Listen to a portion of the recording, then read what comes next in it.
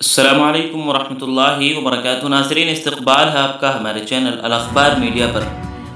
ناظرین، ایک بڑی خبر سامنے آ رہی ہے۔ خبر یہ ہے کہ مولانا ارشد مدنی صاحب سے مناظرے کے لیے سوامی یشویر مہاراج دیوبند جائیں گے۔ رام لیلا گراؤنڈ میں سناتن دھرم کی توہین کا الزام، خط لکھ کر 9 نکات پر مشتمل سوالات کا جواب طلب کیا۔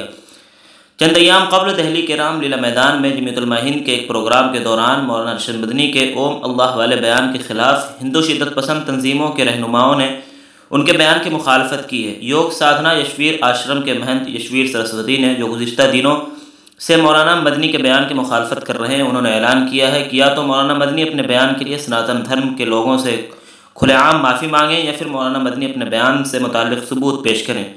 انہوں نے کہا کہ وہ دیوبند میں واقع دارالعلوم کے دروازے پر پہنچیں گے اور مولانا مدنی کو وہاں تمام انتظامات کرنے ہوں گے، وہ صرف مناظرے کے لیے وہاں جائیں گے۔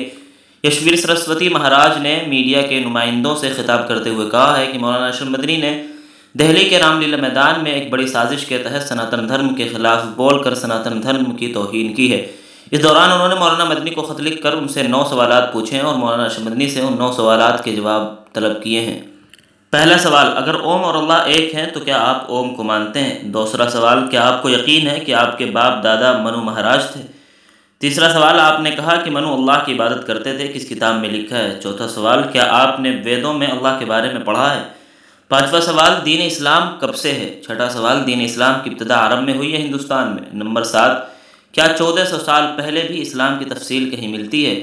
نمبر 8، کیا اسلام دنیا میں تلوار کے زور پر نہیں پھیلایا گیا؟ نمبر 9، کیا ملک کو مذہب کے نام پر تقسیم نہیں کیا گیا؟ ناظرین، یہ تھی آج کی تازہ ترین خبر۔ اس خبر سے متعلق آپ کے کیا رائے ہے کمنٹ باکس میں ضرور لکھیں۔ ویڈیو کو لائک اور شیئر کر دیں۔ اس طرح کی اور بھی ملی اور ملکی خبریں حاصل کرنے، مدارس اور علماء کے متعلق ہر خبر سے باخبر رہنے کے لیے ہمارے چینل الاخبار میڈیا کو سبسکرائب کر لیں، بیل آئیکن ضرور دبا دیں۔ شکریہ، والسلام علیکم ورحمۃ اللہ۔